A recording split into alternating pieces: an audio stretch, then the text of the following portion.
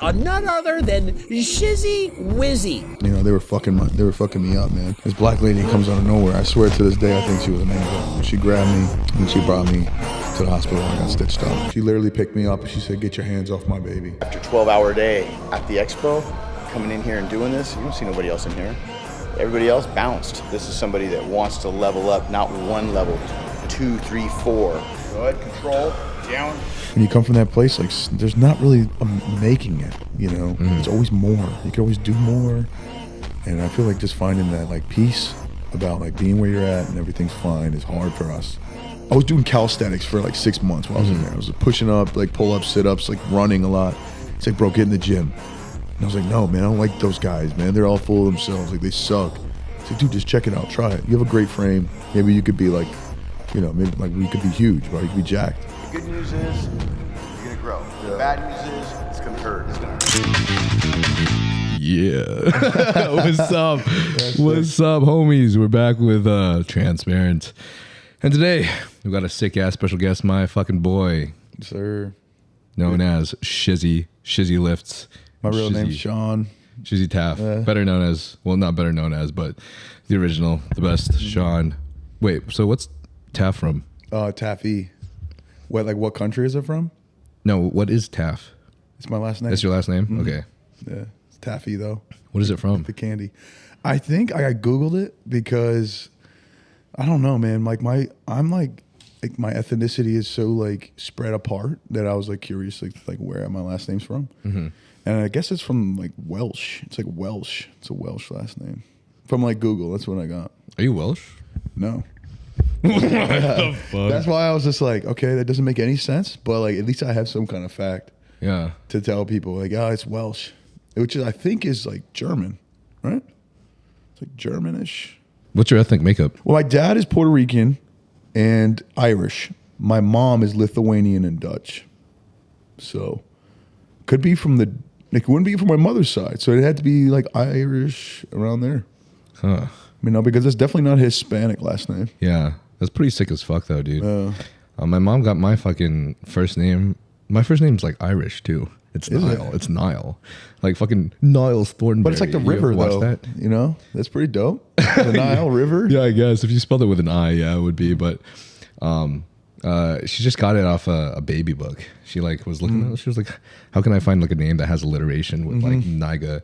She just found Nile. I'll just pick this name and it's fucking Irish. It's better than Shawn Michael, dude. Like that's that's like the most generic like fucking name. And I'm named after my dad's brother, so it's like his name is Michael Shawn, and my name is just literally flipped. Michael Shawn. Wait, is there a reason why he named you after his brother? I think it's because my dad is really big into like family history, and lore and things of that nature. So he named the firstborn male of our family after him. And I think he wanted to name the second male after his brother because basically he believes in family a lot, even though like the guy wasn't even in the family for very long. But damn. Yeah.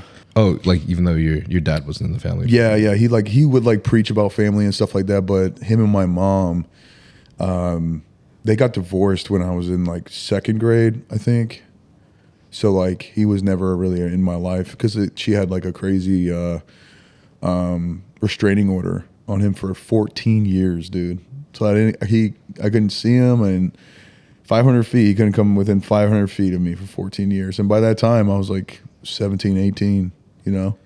That's fucking nuts, dude. It's crazy, bro. And I saw him and it was almost like, I don't know, man. It was like unreal because we look so alike. And I was like, dude, this is my dad. And he's tall and he looks just like me. And it was a cool time. Dude. Is he just as jacked? No, dude. He needs to stop smoking cigs, bro. Because like that's all he does is like smoke cigs. Damn. Yeah, he's kind of shriveled up now. But back in the day, in his prime, that dude was a menace, man. You said he was a rock star, right, or something like that? No, he plays drums. He played drums in the band. He tried everything, dude. Like that's one thing about my dad. I always loved about him is like he was like, what was that saying? A master of all jack of all trades and a master of none. Yeah. And that's exactly who he was. You know, he always tried new things.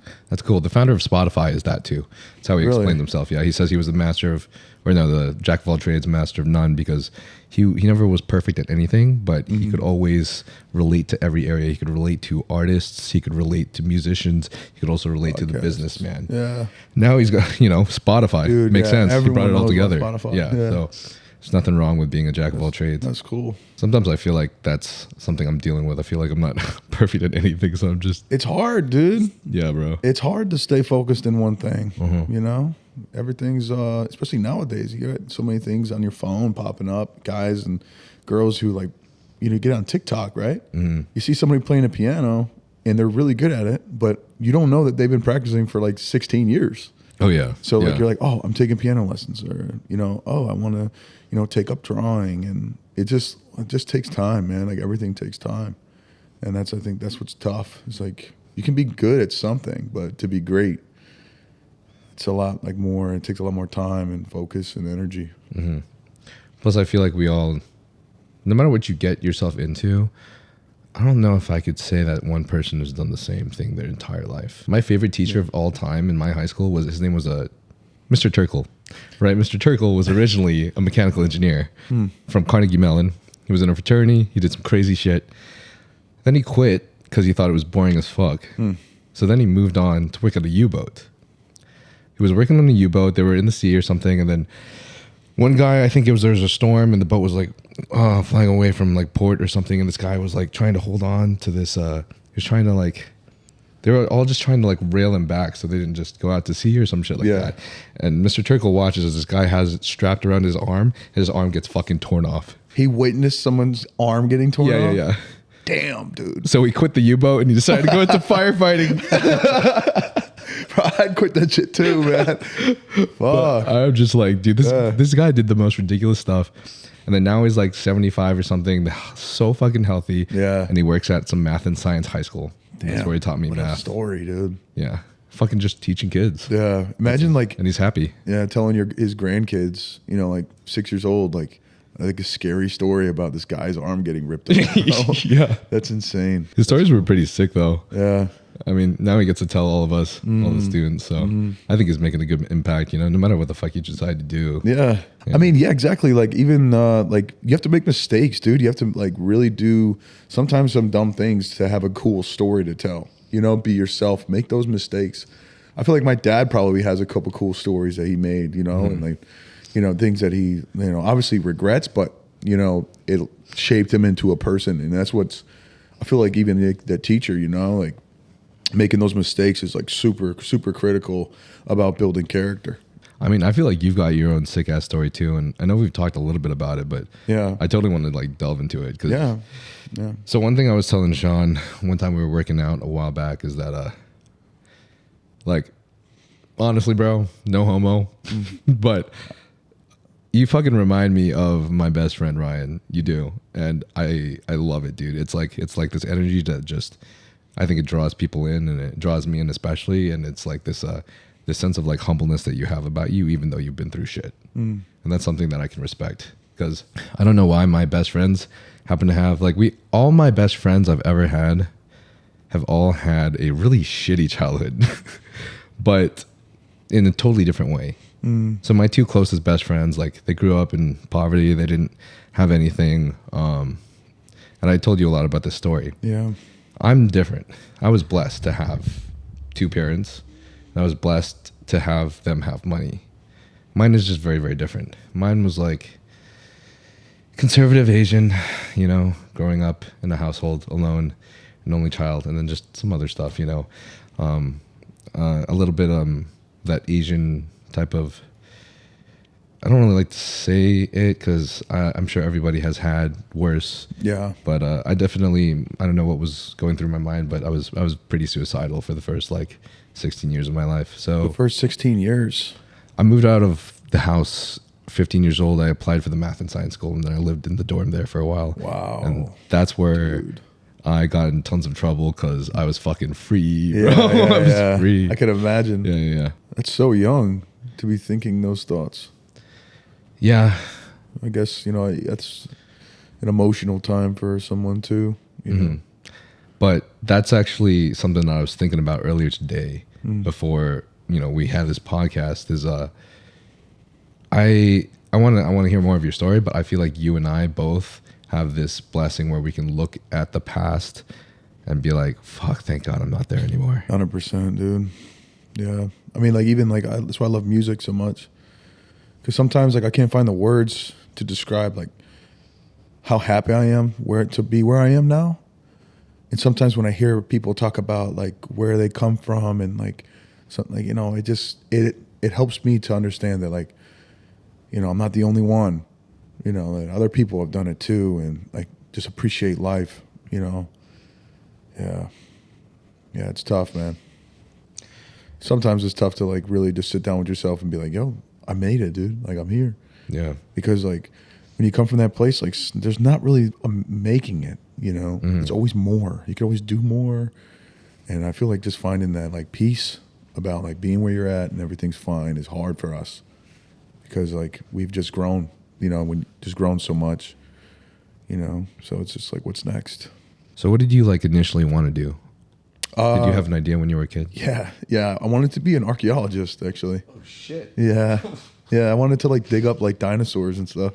That's cool. Yeah, like, go to the desert and, like, find, like, treasure, dude. I loved the idea of, like, finding treasure. I'd go on, like, walks and find, like, little, like, coves and, like, dig in the dirt, trying to find, like, some kind of, like, gold coin. And yeah, I used to have dreams and, like, daydream about, like, driving down the side of the road and just seeing a duffel bag in the weeds and opening it up, and there's, like, hundreds of dollars, bundles of cash in there. That's sick. Yeah, no, it's just like, treasure has always been, like, so close to my heart. Damn, that's crazy. Gotta find the one piece. Yeah, baby. Yeah, let's go. Dude, you have to be Zorro. I have to. Halloween. I'm gonna be Zorro for Halloween this year. I'm gonna make Tiffany be a Nami or Robin. Yeah. Nami or Robin. Oh, fucking Robin, dude. Man. Yeah, bro. Double D's, man. Love them. Something about Robin. Chan. Something about, I have this weird thing for Robin, Misa, and Misa from Death Note? Misa from Death Note. Kind of like Misa from Death She's a Note. little emo little girl, yeah. That's probably why. That's cool. And then I'm brain fighting, but from Attack on Titan. Oh, you know who I'm talking about. Yeah. Everybody knows who I'm talking about. Yeah. I think who would be mine? Honestly, Nami, bro. I just, like, her attitude and those tits, bro. Just amazing. There's, like, this one scene, bro, where she's in the fucking shower and, like, you just, like, the mist is covering her nipples. I was like, damn, bro. Like, I ain't never been tempted to watch hentai in my life, but I feel like watching that shit right now. Bro, did you watch Bleach? Yes. Yeah. They had like fucking 100 of those scenes, man. Like with Yoruichi. Yeah. They know what they're doing, dude. They do. They do, doing. bro. They do. Yeah. Shit. What was the first anime you ever watched? Or read? Naruto. Oh, fuck. Yeah. Dude. Started out strong, dude. Naruto's. I don't know, actually. You would Yu-Gi-Oh count? Yeah. Yeah, I think Yu-Gi-Oh. so. Yeah, Yu-Gi-Oh. Yeah, bro. I had those decks, man. I played that card You game had, on like, the the street. shield thing, like, right? Yeah. Damn, man. That was good, bro. Like my Dude. Blue Eyes White Dragon. Oh, hell yeah. Like, the high school lunch tables, bro. Yu-Gi-Oh battles. Oh, yeah. We also had Beyblade battles in the Yeah. in the fucking in like the slide. Kids are trying to slide down the slide. And Bro, we got people watching. watching right now who probably don't know what we're talking about. I know, right? Honestly, You guys missed out, dude. Yeah, Pokemon. And then it was probably Yu-Gi-Oh! And then Dragon Ball Z, and then, like, Naruto was all, like, around, like my first 3 animes I've ever watched. Nice. Naruto's, dude, like, as much as that's like a cliche anime, and, like, you know, it's just so fucking well written. Like, the story is so crazy deep, and just even all down to the powers and everything are just so intricate. I'm like, how much time do you fucking take planning this shit out, bro? Like, like his entire life, I feel like. Yeah. Wow. Like, what made you, like, think about all these things, you know? Yeah, like Mike Guy's final form, dude, at the very end. Like, even that was just so emotional because he, like, gave up his life. Yeah. You know, they're, like, fighting, like, this unbeatable character with crazy strength. And it's like, that's why I love anime so much, dude. It's like you could relate it to life so real. Like, Naruto, low key, gave me so much strength, bro. There's, like, his Nindo way, bro. It's just like, I don't quit. And I loved it. You know, I was just like, like, I'm going to embrace that, dude. We're gonna embrace that like no quit attitude. Do as many ways as I can. Anime. I always felt like I fucking related to Naruto, probably because I was that outcast ass kid. I was that weird ass outcast kid, bro. Sitting in the swing by yourself. Yeah, dude. I was always getting in trouble too. I was getting the the red slip for like being too loud in class. I think I had that. I was that kid with ADHD when I was young. Fuck. But that had me. That actually had me thinking about who was it? Like Guy and these characters giving their lives, but and then you mentioning the names earlier. My friend Dion and I were actually thinking about naming our kid, like, because you're saying that you were laughing about how your name feels like very common and everything. We're thinking about naming our kids like I was gonna name him like Kevin Ryan, and he was gonna name his kid like Ryan Kevin after our best friend that passed away. Yeah, because his name was literally just Ryan Kevin. I feel like those are the two most common names on the planet. That's pretty right bad. Along with it. Yeah, I feel like as long as it like means something. Yeah, means something strong, then who fucking cares? Yeah, I feel like names are super important too. You know, like there's like the meaning behind it and stuff like that. Yeah, yeah. See, my name's different, but my mom just fucking pick it out of a baby book. Don't even know what the fuck it means. Well, you got to figure that out for yourself. Yeah. You got to write your own destiny, bro. No, yeah, this is true. You know? This is true. There was a female friend of mine, though, that was saying that you could look up your name and see what it means by just like Googling it online. Want to do it right now? Fuck yeah, let's fucking do it. Let's do it. Look it up. Dude. Ooh, shit. You got it already? Yeah. Yeah, my service sucks. What does it say? Mine, so Nile means champion or passionate. Dude. Keep going. Is that it? Yeah, just champion, passionate. Bro, that's real. Dude, you're probably like, other than myself, like you are a passionate person. I mean, the people, your relationships, dude, like even just talking about your friends, but even like what we talked about, you know, with like just like relationships with anyone. You take it very seriously and deep. So that makes sense, dude. That's what I mean. Like names are important. Maybe your mom might have picked it out of a book.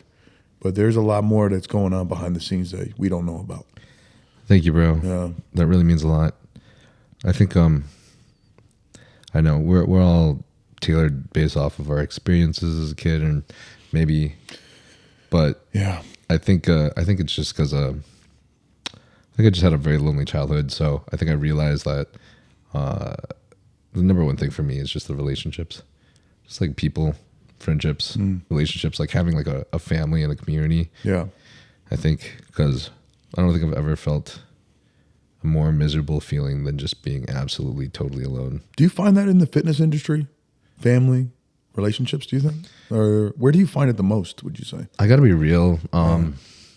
Most of my family and friends have been out of the fitness industry, I'd say. Okay. So I lived in San Diego for the first 4 years, and I kind of, I actually had a bad perception of LA at first. I was like, people are probably just going there to, for status or to get things from each other. Clout. And everyone in San Diego, I'm sure you've heard, but like people in San Diego they're just chill and they just want to have a good time. Yeah. It's very like it's kind of sleepy, but everyone there just to enjoy life. So it's cool. Yeah. But then afterwards, I was like, I want to take a chance and I want to try something new because I've been in San Diego for so while. So I moved up to LA and there's still a lot of amazing people here. Yeah. There's still a lot of really real ass, cool, amazing people here. And I guess it just means you just have to take time to find your tribe. 100%. I mean, like I was talking with Jay Cutler yesterday and I was overwhelmed, dude. Like being out here, the fitness industry in general, like meeting these characters, trying to find someone genuine is so hard, because I feel like everyone kind of wants something from you. But like Jay was just being like a father figure. He just gives me like such a father figure energy, man. He does, right? He just sits with you and he asks you questions and he'll like just sit there and listen to you. And he doesn't need you because he's fucking Jay Cutler. You know what I mean? Yeah. So it's like, wow, dude, you're talking to me. But he's like, yeah, I am. Anyway, like, are you eating your meals, dude? He kept he was asking me that. He's like, you getting your calories in? Like, what's your dreams, dude? And I was just like, wow, man, this is so nice. Yeah. And then I met Joe Andrews today. I worked out with him. Such a cool, genuine dude. And I'm like, you know what? Today I just realized it. I was like, LA isn't bad. It's just you gotta find your tribe. Like you said, you find your people. They're out there. And what I'm learning is it's okay to be alone, to stick with yourself, you know, in a crowd full of people, like, because your time is worth so much more than just like a cheap conversation or a cheap, you know, like someone's like, yo, let's go out. And you're like, yeah, sure, let's go. But you don't want to go out. Your time, your peace is worth so much more than that, dude. And just finding those people that will respect your wishes and your thoughts is so great. I think that's powerful. I have found a lot of amazing people in the fitness industry too, though. Like, I'm sure you remember like us having fun at like the Young LA event and the Young LA party too. Yeah. Like, I really do like a lot of the people on our team. Yeah. And it's kind of a surprise to me, if I'm going to be real. Like, I understand first impressions are real, and I have those too. You know, it's hard for me to detach from those. So, but a lot of the people we have on our team, like, they're real ass motherfuckers. Yeah. And I think a lot of the times, like, maybe people might feel like a little bit suspicious of being taken advantage of and all these things. But the way that I look at it is we all, especially in a place where we're really trying to continue to climb, and in a place, in a community, in a modern age like today where social media has taken over our wants because of our like intense searches for dopamine and acquiring more. It's hard to feel like we have enough time.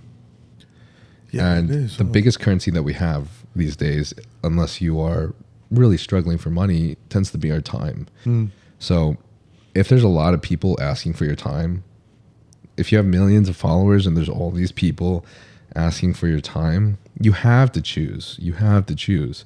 And so I think it's important for us to try and not take things personally, because sometimes it has nothing to do with you. It's just maybe someone just genuinely is so overwhelmed that they don't have, like, it's really difficult for them to make the time, you know? Yeah. And I think it's hard to sit with those things, but if you can really just understand, you know, I think it makes things a little bit easier. Yes. Damn. What? Did you know what Shawn means? Isn't it like gift of God or something? Yeah, God is gracious. God is, oh my. That's dope as hell. God is gracious, and then there's one that says gift from God too.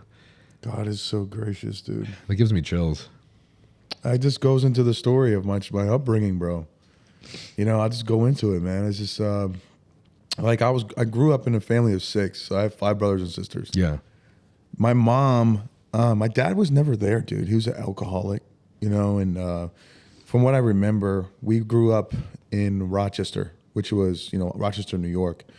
We lived in the South Wedge, a very poor neighborhood. You know, I just remember like small snippets of things, like just like we used to play with the cockroaches in our house.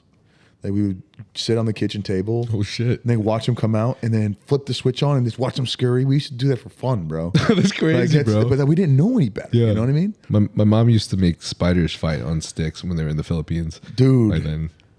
That's actually, how did she get them on sticks? I don't know, bro. The crazy. Oh, that'd have been crazy. Like make like a whole edit out of it. Like, spiders fighting. But like, yeah, man. So that's basically like the moral of the story is like my dad wasn't there. My mom was trying her best to, you know, support us. That, you know, my dad was like a, you know, pretty cool dude as far as I remember, but I just know that he would get like super violent sometimes. And I have like memories of him like beating my sisters. Like he never would touch us. Holy kids, shit. like boys. Like he would spank us. But he was so violent to my sisters and my mom, like women in general. It was terrible. And then like he would like throw my mom like down the stairs like all the time. And they would yell and cops were like our neighbors, dude. They would come all the time. But as a kid, I didn't really know any better, dude. So like, bro, what's fucked up is like we'd go to grocery stores and I would steal. But I was like in first grade. I didn't know what I was doing. It was just like, it seemed like it was just okay to do. And I ended up like, that was in my, like, that was like part of me, like stealing. I ended up stealing money from like babysitters. And I was like, dude, I was a kid. I didn't know any better. You know what I'm saying? You know, my sister, because of the abuse between her and my dad, ended up like sexually like abusing me when I was like, you know, like before, I don't even know exactly how old I was, but I wasn't in second grade yet. And I remember like being so scared because it was my fault. And like she would like say, "Oh, you got to do it again because I'm just gonna, tell him like it's your fault."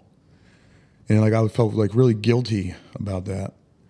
And I always like thought like, now I think about it, I'm like, man, why did this stuff happen to me? And like even just like when a couple months go by, we lived in a really bad neighborhood, and like we had this really strange thing happen where the neighbors across the street had like this girl, and we set up like tiki torches. You know what those are? Tiki torches. They're like these sticks of bamboo with like a candle on top. We pulled a mattress out into my neighbor's backyard, and we stuck up these tiki torches like around the backyard. This girl would like just, I don't know what we were doing, dude, but she hopped on top of me and was like riding me. And like in front of all my friends, it was just so strange, dude.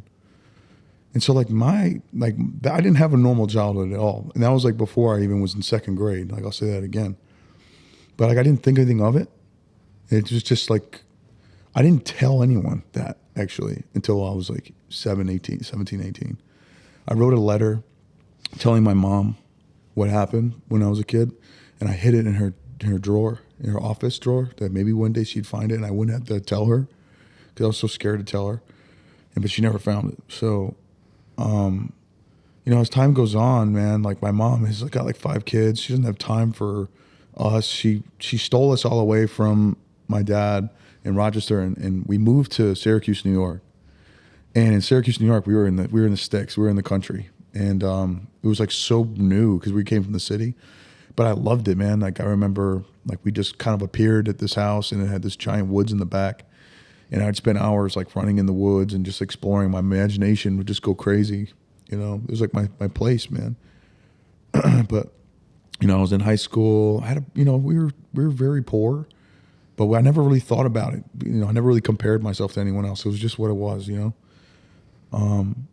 And so like, second grade, third, fourth, fifth, sixth, seventh, and then 8th grade, when I got into like high school, I started to see like, man, my clothes are like really like dirty and dingy, and these guys have like new shoes all the time, and like they look nice, and the girls are pretty, and it's just like I felt like such a bum. I was embarrassed to like bring anyone over to my house because it was just so dirty, and like I felt like we were just less than, my whole life. I felt like I was just less than everyone. So like I would like kind of act out in school, be like super like loud and class clown and act stupid in class just for like laughs and for attention, But, I ended up like, my mom was constantly moving around. So like we moved to Albany and went to a new high school there. But like I just missed my friends, dude. Like I missed like, went to a big school now, and it was like everyone was like way bigger than me. And like, I was just like super intimidated. I was really intimidated. I went for like 2 months. And then I actually moved out, man. I moved out of my house when I was 16. And I moved back to Syracuse, and I tried to like stay at my friend's house, just like sleeping on his couch, trying to like go back to that same high school, but they needed like ownership of me. My mom had to sign like some kind of document to say that like they can kind of have me, but she wouldn't do that. And so I wasn't going to school, it was like 9th grade, and like the neighbor had like a lot of money, rich neighbor, and I didn't have anything. I didn't have school, didn't have anything. So I was like smoking weed at the time. So I robbed him of his like money. Went into his house one day, I took his money. Like he had like money on the table, kitchen table or some shit in an envelope. And I went back to my house and I just put it in my drawer. Just something, dude. And they found out that like he was like, oh, I'm missing money, and they went in my drawer, they took it out, and they saw it was me, and they kicked me out. And I had my older sister at the time living in Rochester where we grew up. So I just hit her up. I was like, hey, like I don't have anywhere to go. Can I come stay with you for a little bit? So I ended up like living there with her. She was that was the same sister that abused me, by the way. And so it was like last resort, but she was doing drugs. Like she was just like, she's how old is she now? I think she's like 8 years older than me. you know. So she was like, you know, way more mature, but she was working at a restaurant, waitressing. I got a job as a busboy, you know, just trying to make some cash. She ended up like influencing me to like do drugs. I started smoking weed a lot. I started doing Adderall. I mean, I was 16, bro. Started doing Addies, you know, and we just, you know, the neighbors across the street, they were drug dealers, had tons of weed. So like, you know, I just got into that kind of stuff. But like eventually, like I saw this guy had way more than me, so I'd go and break into his house to steal his weed, you know, and the cops would come, you know, and I'd be like, shit, I think I saw him run that way, you know, like kind of like really slimy stuff, dude. And it kind of just like continued to go down this dark path where I was abusing drugs. My friends were graduating from high school, and I was just a bum. I was smoking cigs, you know, my physique, my frame just continued to like diminish. Dude, like I was like severely addicted to drugs by the time I was 18. You know, I was doing heroin, I was doing tons of cocaine, Molly, ecstasy, you know, perks, popping them all the time, dude. And I was just continually like robbing people. That was like my way to live. That was like the way I knew how to live. That was the only way I could get something. So like being alone was like, you know, was like really hard for me to sit with my thoughts because I didn't even know who I was anymore. Didn't know who I was anymore, dude. I met my friend. I lived with my friend. He was like a upcoming music artist in New York. And we had like this kind of like house. It was like a trap house, I guess you could say. And I was like living there. I think I had like a bed or some shit. A lot of things I can barely remember, man. I was living there. We got kicked out. The landlord came by and was like, there's too many people in here. Y'all need to go. So me and my brother, I call him my brother, the music artist. His name's Kasim Burks. We ended up being homeless. You know, we ended up like trying to find a way, like a rap game way to come up in the game, make money. He was trying to make music. I was trying to sell drugs. We moved to Geneva. We were in Geneva because he knew people out there, but we didn't have anywhere to sleep. We were like sleeping in this baseball dugout, like the, you know, where people make the announcements in this like shed. So I was sleeping there for a few days. Still had perks on me, you know, I still had like, you know, Xanax and stuff. So I was taking those. One night we talked and we were like, yo, we need money, dude. And I was like, I know. He's like, we need to go out. We need to go rob somebody, you know, tonight. So we went out and I saw this couple walking. And so I had like this little small knife, you know, and I robbed them. And then I felt terrible in the moment. So I was like, you know what, here, just take your shit back and go. The next day, we're in the same clothes because I didn't have any clothes. I went to the basketball court. We'll meet up with his homies. And they fucking jumped my ass, bro. Because I robbed their brother. That was their brother I robbed. Oh, shit. And I got so fucked up. My lip was busted. You know, they were fucking me up, man. This black lady comes out of nowhere. I swear to this day, I think she was an angel. She grabbed me and she brought me to the hospital. I got stitched up. After that, I was like, I watched my friend while I was getting beat up. He was just standing back, not doing anything. So I stopped talking to him. Like you were just on the ground, and then this lady came in. Yeah. She literally picked me up and she said, "Get your hands off my baby." Oh shit! And she grabbed me, brought me to her car. Wow. Yeah. And random stranger, dude. Didn't know who she was. All I know is she just dropped me off at the hospital.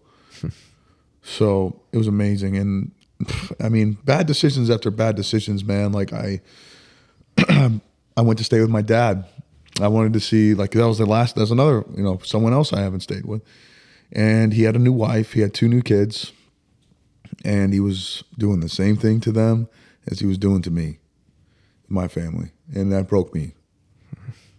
So, I mean, after that, it was just like, went back to my mom's. I tried to go back to my mom's. She wouldn't have me in the house. She wouldn't let me in, man. So I was like, you know, begging, sleeping outside. You know, I was like really just like fucked up, dude. And then to this day, like I will never tell this to her. I would never bring this up to her because we all go through things, man. She was just trying to do the best thing that she knew how to do, you know, and she didn't want me being around her or the family. But as things go, you know, played out, she got an apartment. She let me live in there. And we went to Abu Dhabi. I mean, that was just like a chapter of my life that I'll just throw in there. From 18 to like 19 and a half, 20. We lived in the Middle East because she found a job. Nothing really happened up there. I still wasn't going to school. I tried to go back to school. It just didn't work. But when we came back, that's when things got really bad. We had the apartment I was talking about. And my friends had all grown up there, all graduated. They had cars from high school. We were in Syracuse at this time. And so they were already set. You know, some of them were going to college, you know, college parties. You know, they had the connects now. They had drugs now. They had ways to get it. They were, you know, a little bit more into what I was into. And so it just kind of like doubled down. And it got really, really bad. I met these people. I lived really close to the reservation, Native American reservation. Mm-hmm. Cops aren't allowed to go there. So, you know, we did a lot of things on the reservation that I don't want to talk about because of, you know, legal reasons. But we did a lot of things on the reservation. Off the reservation, I was, you know, when I was talking about drugs, it was, it continued, you know. Who were you with on the reservation? The chief's grandson, you know, his grandson. So it was my best friend from high school. Okay. Yeah. So he had like, you know, he knew all the people on there. And how old were you at this time? I was like 19 when I got back. So the next 2 years, I'm like 19 and then 20. I was just, you know, still doing the same old things. I got a little charge. I got a break and entering charge because I continued to like, you know, rob and stuff like that. Man, I was so broken, man. I was so broken. I was hurt, and I was like, I would get drunk and just cry, bro, because I didn't know how to express myself. I'd beat my brother up, Samuel, Shizzy. I'd beat him up. I call him a faggot. I call my mom, and just like I would just like totally be like, fuck you, because I was just angry, and that's how I like had to protect myself. I put anger on because I didn't know what life was about, bro. All I knew was just pain and just like struggle. I was like, this is what it is. I got to be hard. I got to like fucking prove myself all the time. And one day I was smoking a blunt, dude. I'm walking on my way to the trap house, and I heard this voice in my head, and it said to me, what are you going to do when the trumpet calls? And I was like, what was that? You know, like, cause like in like the way my mom raised me was a Christian. When the trumpet calls is the last time, but it's like what happens before Jesus breaks through the clouds and comes back. The angels play this trumpet, the sky opens up, and he comes on, you know, with a white horse. So in my faith, I believed, I was like, are they saying like before he comes back or before I die, what's gonna happen to my soul? So I was like, I have no idea right now, and I don't have like the capacity to answer that. So I went back to the trap house, and I was like, well, we need to smoke, bro. Like I was paranoid.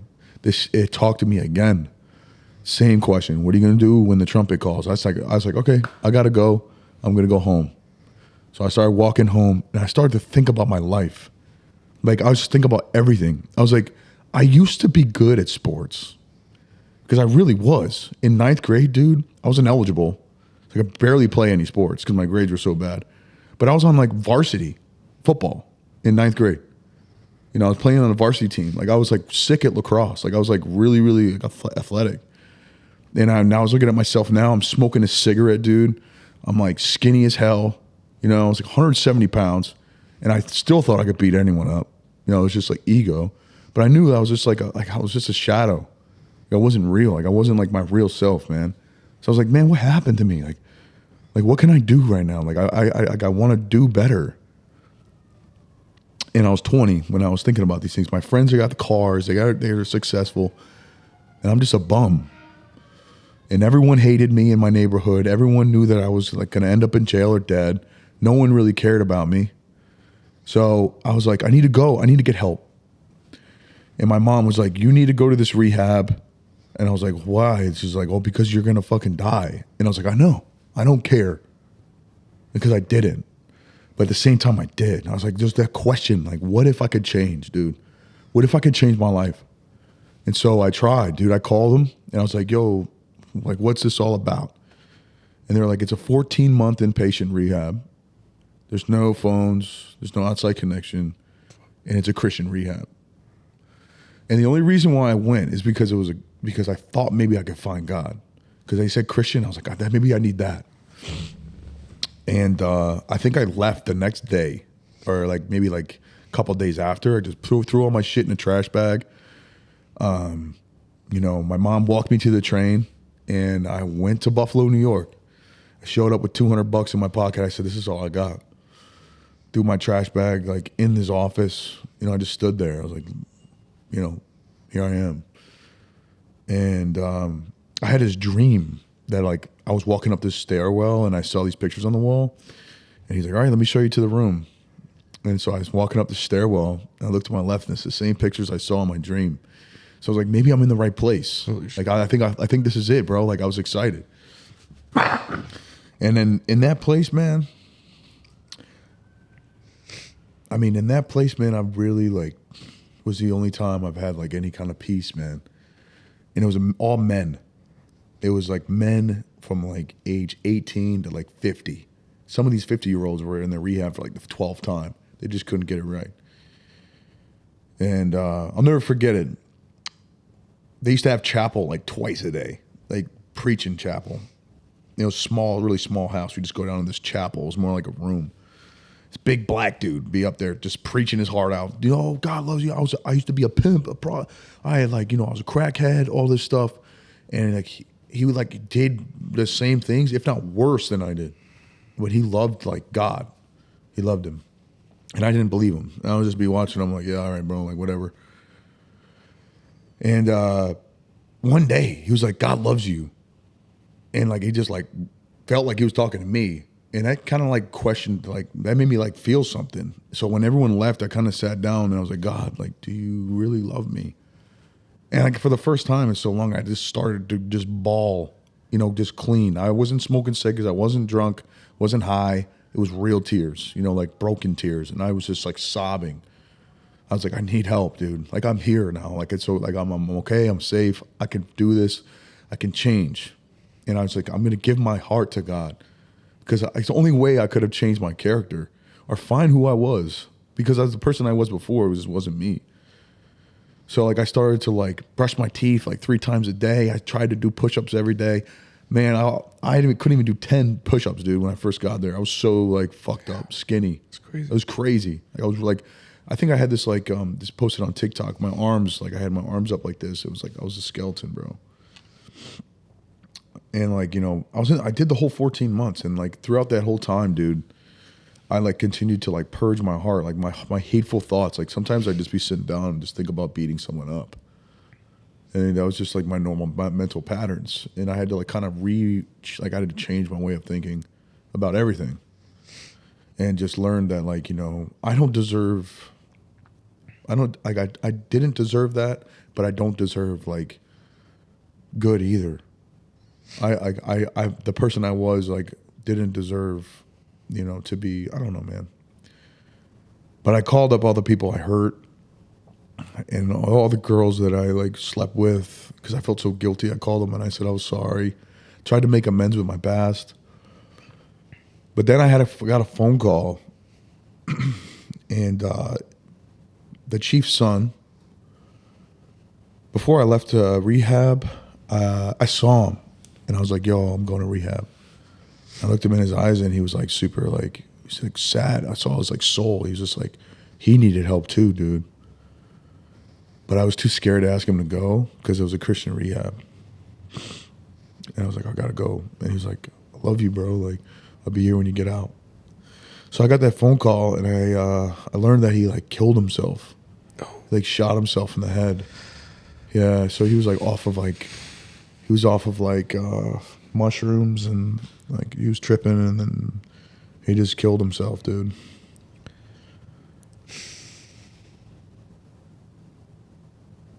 So I had to sit with that, you know? So I was like,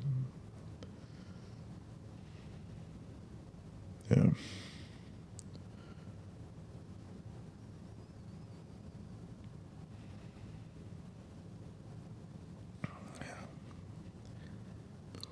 So I had to do it. I had to be better. I had to change my life for him and for me. And now all those people that knew me back then, they can't believe the person that they're looking at now, man. because if it wasn't for God, I wouldn't be here or be the person I am. So that's why it means so much to me. Like when I catch myself riding through LA, going to Young LA shoots, meeting guys like you and Jay Cutler and these great men. It's like, man, like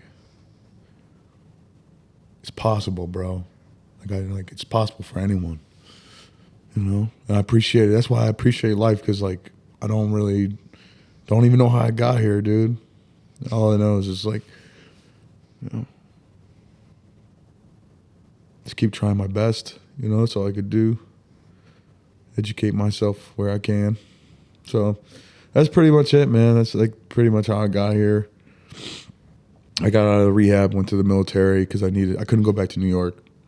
I needed structure. So I went to the military, and it's been about 4 years now. I'm getting out in 120 days. 120 days, baby. They gave me the orders, dude. Yeah. So I'm out, man. It's a new chapter. It's like life is just like chapters. It's a new chapter for me. Yeah. So I'm excited. Yeah, man. That's powerful, bro. That's fucking crazy. Yeah. That's fucking nuts. You excited to get out of the military? How was the military for you? Military was so cool, dude. Loved it. I loved it. Just serving the country. I used to hate the government, obviously, 'cause cops and that stuff. But but when I was in rehab, I was like, you know what? Like, actually, I want to help people.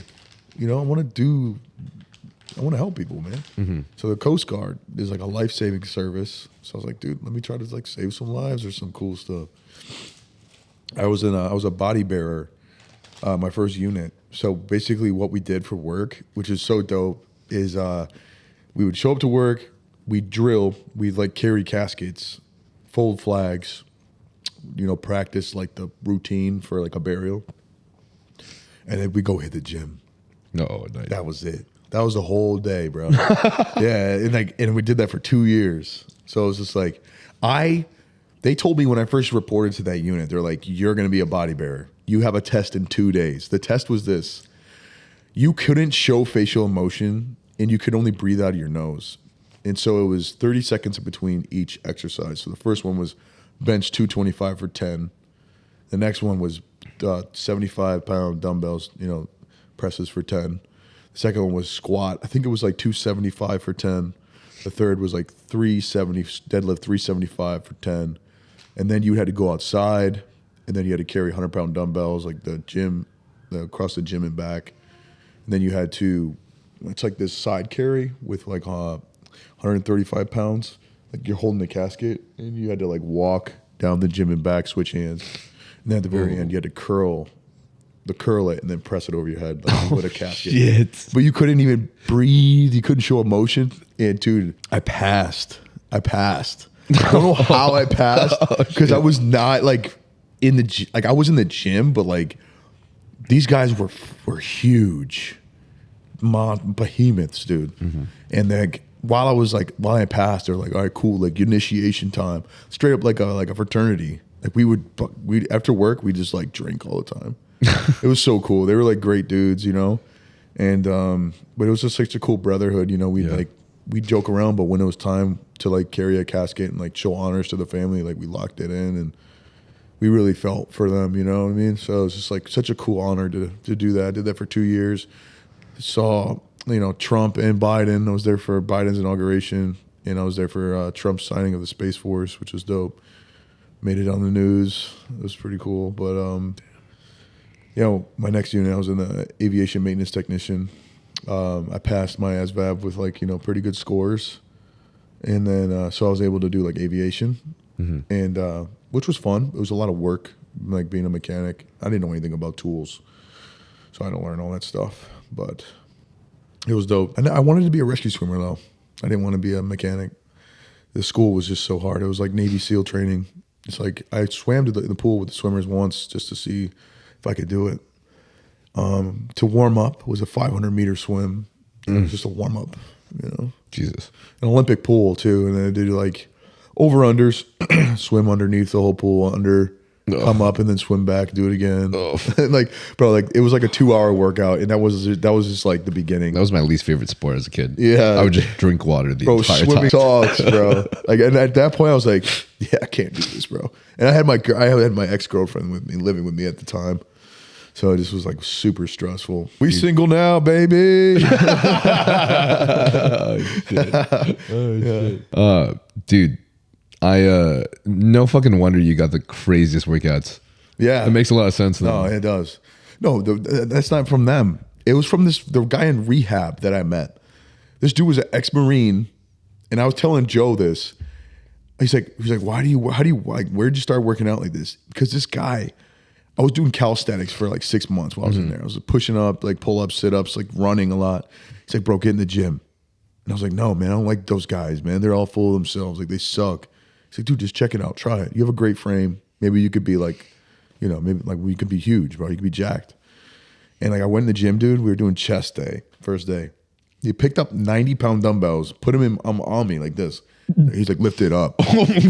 I couldn't lift, bro. There's no way. I was just getting started. And I could probably do like the 50s, maybe 45s at the time. And he was like, we're going to be in here until you could pick up the 90s. Whoa, that's some David Goggins shit. Yeah. And so we trained every day. And he would push me so hard, dude. He was like not all there. And he would just push me so damn hard.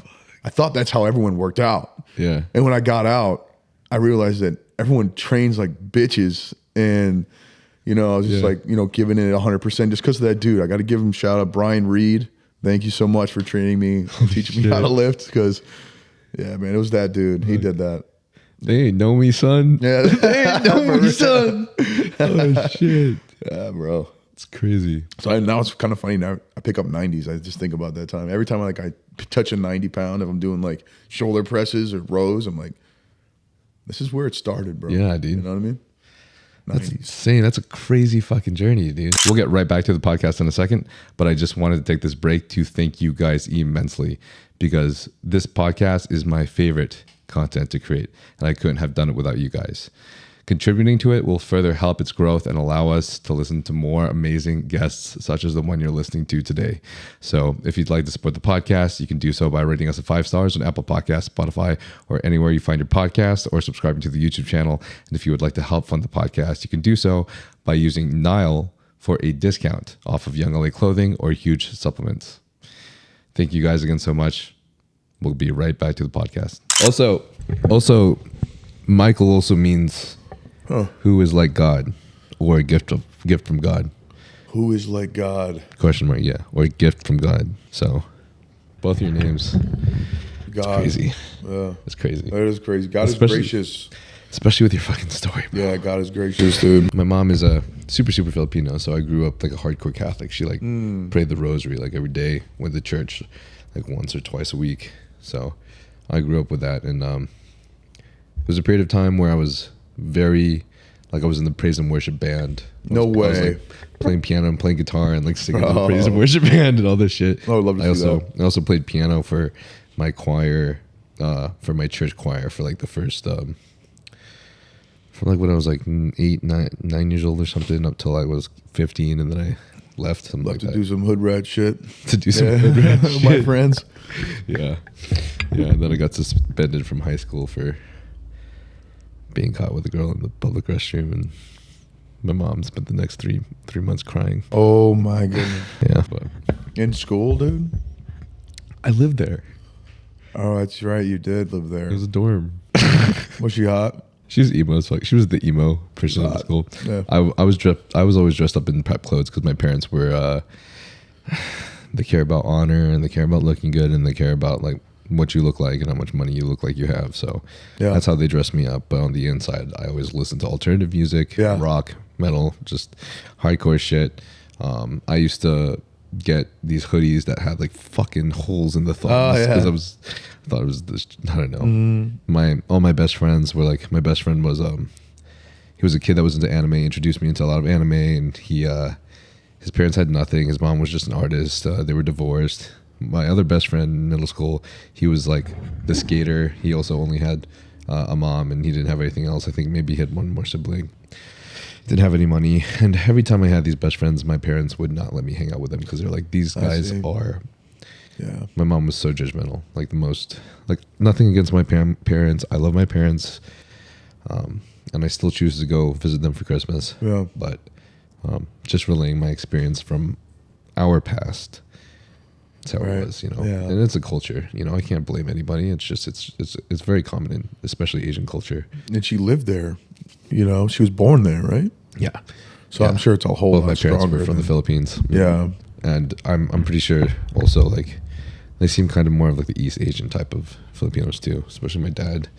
So I can understand how the families got that kind of culture going on. But yeah, I guess it's a weird thing. It's just I don't know what my point of that is, but it is just a correlation that I've noticed that like all my best friends my whole life have kind of been like, similar, but not like me. You know what I mean? Yeah. I think I just admire like the shit you guys have been through, and I don't know, maybe I'm just tired of judgmental. Maybe that could be it moms. too. Yeah. Maybe it's just like almost like a feeling, you know? It's kind of funny how you just keep gravitating toward these kind of people. But maybe it's just something that like you would just like earn, almost like a badge or like a stripe. When you go through those things, it's like you know this guy's not going to judge you. Why? I don't know. You just kind of know. Because you get to know that person. You're like, oh yeah, he's been through shit. That's why I was like, make mistakes. Gotta make mistakes, dude. You have to. Because that's like the only way you can really tell a story. Right. But I'm not saying go out there and do dumb shit. I'm just saying like be yourself. And I think you've done that. I think like you've done that 100%. I made a lot of mistakes for sure. Yeah. And like you're I fucked up a lot. yourself 100%, man. Podcast, bro. I mean, it doesn't get any more vulnerable than this. Conversations and stories and things like that. So Thanks, bro. yeah, bro. Yeah. But I was literally thinking though, the amount of shit and lifting that you went through. Yeah. All right, we gotta talk about this. What? All right.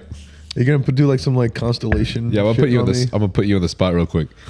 Fucking Shawn, are you natty or not? Bro, I'm a lifetime bachelor. Yeah, do you think I got time or fucking know anything about that stuff by now? No, yeah, I know. Like going through rehab and stuff like that. I feel like this shit would be the last shit on your mind, for bro. real, bro. I just go back to getting needles and shit again. Yeah, no. And I'd never even like. I just snorted. I never even. I don't think I ever touched a single needle in my life, like for drugs.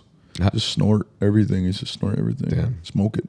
Smoke or snort. Okay, gotcha. Yeah, but yeah, yes to that. Lifetime natural.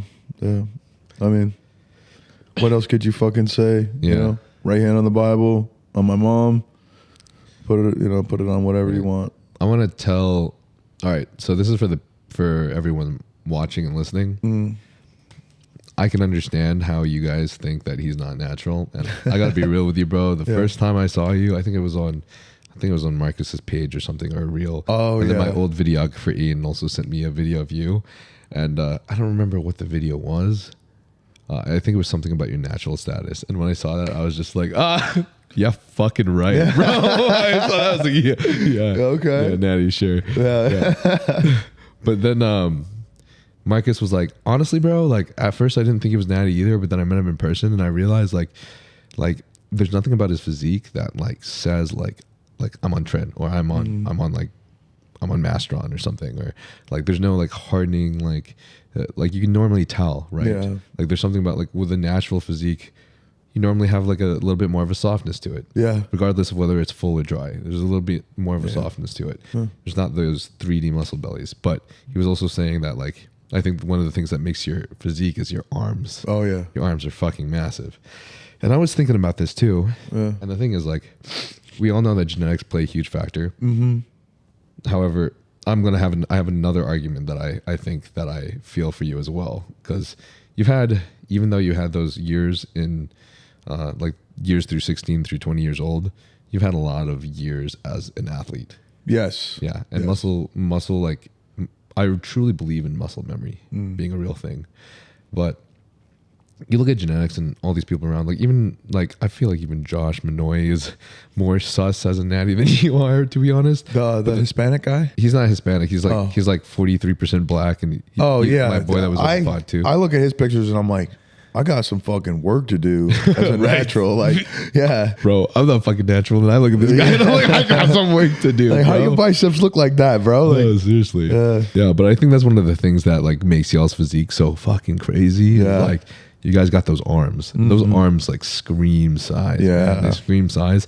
And out of all the people, like when you're like swiping on Instagram, Yeah. do we ever like come across like a chick that just has massive fucking legs? Like very rarely. rarely, but like that happens, right? And you're like, Sometimes- she's using shit. yeah, you probably like think that she's using shit, Yeah. but I've seen some girls that just like they just like genetically have this tiny waist, but then they just got everything is just on their butt and their thighs. Yeah. Just everything. Love And it. it's fucking massive. And like they got the skinniest arms even if they lift. Yeah. And it's like sometimes you just have those genetics for either like just big ass arms or just like big ass legs. Yeah. And then you can't grow the other. You know, sometimes that just happens. It's, yeah. You know what I mean? And some of these girls that I've seen with like these big ass legs, some of these girls are definitely like not on steroids. They just like They're just like that. they just carry their muscle and their fat there, you know? And like why can't that be true with guys too, you know? Especially a dude who like works out. And I fucking know you work out, bro, because I've worked out with both you and Josh, and I haven't worked out with anyone else that's worked out harder than you guys, especially when you do arm day. No, just kill it. You fucking you kill arm day, bro. Like people like I said, like at the black party, the meet and greet. They asked me like, "What's your split?" And I was like, "I chased a pump," and people are like, "Oh, he's fucking hella volume. He's using shit." No, motherfucker. I just go from one set to the next. I'm not thinking about who's texting my phone. I'm not thinking about what the fuck I'm gonna eat after this. I'm like, my bicep could use more. Like more peak. Yeah. Like tricep needs work, dude. I'm in the lab. I'm chasing it. You know, like, and I feel like it just depends on like how you work out, man. I really do think so. It's like, yeah, you got science-based lifters. You know, they're pretty big. You know, I've seen a few big ones. I don't see no pumps, dude. You know, I don't see like in the gym. I'm not like, damn, good control, bro. Look at you're fucking huge. I'm like, where's the pump? Obviously, it makes sense. Like you gain muscle from science-based lifting, but the way that I've done it, the way that I was taught to do it by that Marine, was you fucking give it your all, and whatever happens, you know, happens. But you got to hit them 90s soon, dude. And so it's just like that hunger that I got to grow. Like that's all I ever really care about. Never ever. I mean, in this industry, was I ever concerned that someone was going to think that I wasn't natural? I had no idea. Like until I was like, all right, double bicep, and people were like, "Fuck, this dude's arms are huge." I'm like, "Oh, thanks, bro." Like, I just never really was like thought my physique was impressive. And then, like you're saying, it's just my arms, which is true. Jay Cutler told me at dinner yesterday, he's like, "Bro, you gotta skip arm day." He's like, "You gotta stop doing arms, bro." Like he's like, it's kind of overpowering your physique right now. And coming from Jay Cutler, that shit hurt. I was like, all right, man, you're right. Do some more back days. Stop doing arms. The worst thing to tell a bro. Honestly, you gonna kill me? I'm gonna be so depressed next few months. Well, I mean, like after watching you lift too, though. Yeah. Like, cause I don't know everything. I'm not particularly special. I do like science because I guess it just comes from my background of like starting off as an engineer and everything. But the way that you train, honestly, to me, looks literally just like you're resting maybe a minute and a half, 2-minute rests. When you do your, like, you're not throwing weight around. Yeah. You have control. Yeah. And then you just, maybe you'll superset stuff. Yeah. I mean, honestly, dude, like, even though you're chasing the pump, you're still doing things optimally. Yeah. And here's the thing about science-based lifting is, and Renaissance periodization, Dr. Mike Israel has talked about this too, but a lot of people have talked about this. But when it comes to hypertrophy, there's actually a lot of different types of ways that you can train for hypertrophy. When it comes to strength, there's a specific type. Right. You got to take long rests. Yes. You got to do all this preparation beforehand. Yeah. You know, you got to keep the reps low. You don't want to fatigue yourself over too much.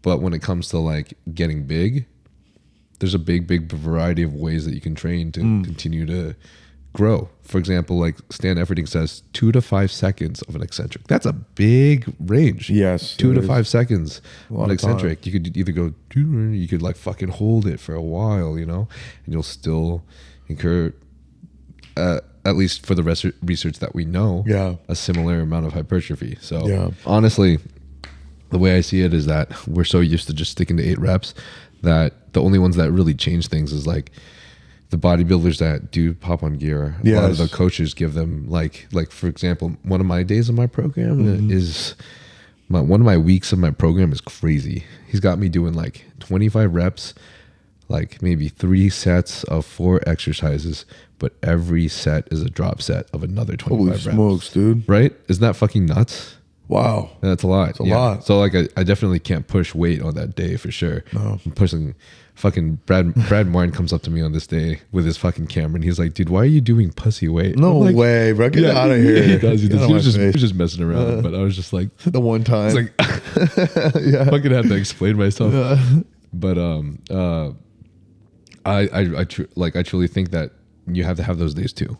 Right? Yeah, like we are our fibers, our muscles are made of both slow twitch and fast twitch fibers. If you're always hitting 8 to 10 reps or 12 to 15 reps, 12 to 15 isn't very different from 8 to 10. And like the way I was training until I want to say 3 months ago, I worked out. I had back day with Hani. And what That's I've been so legendary, bro. It's like I revert back to that same set range, everything we did. I try to do it every back day now because my lats just weren't growing for the longest time. My back just sucks, dude. I didn't know what I was doing wrong. Just so much rep and so much enthusiasm into my workouts that I was missing out on those eccentric, on the squeeze and like the mind muscle connection. It's so easy for me to find it like right here on the curls because I'm looking at it, I can touch it. Yeah. But on the back, it's that much more hard. So what I've been doing now is more of a science-based approach to my workouts.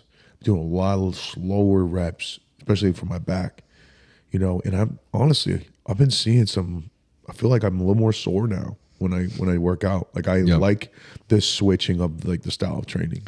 I like to switch it. My coach asks me every week, I have to write down like a list and answer a list of questions. Yeah. One of the questions is, how's your soreness this week? And, Wow. And I adapt if I do the same thing, but he has me change every week. And so every week I feel like a new stimulation of soreness. That's awesome. Like when I'm in the high rep week, I was like, holy shit, I'm like really fucking sore, dude. I'm really, can't walk. And then I'm like, okay, so I think I feel like the low rep days, I don't feel as soreness. And then the high rep days, I feel a lot more sore. But then I did like that heavy leg day with you. Yeah. Yeah. When you spotted me and I did 470. Well, I wasn't supposed to do the 455 for 4 or whatever. 460, right? Yeah. 405 plus 50, 455. Yeah, 4. I wasn't supposed to do it for 4, but I decided I wanted to do it anyways. And then the rest of the workout, I did 8 reps, and I was sore as fuck. Damn. It was crazy. Yeah. We got that for like what, like 5 reps? 4 or 5 reps? It was 4. 4? Yeah, it was 4. I want to one day. My goal is one day, someday, is to rep out 5 plates. Bro, 8 reps. That would be crazy. That would be so sick. I can see it though. You got nice legs, bro. Thanks, man. No homo shit. Thanks, bro. I think like a gym bro who sees a guy who's got nice legs, you're like, fuck, like this guy goes hard. You know what I Thanks, mean? dude.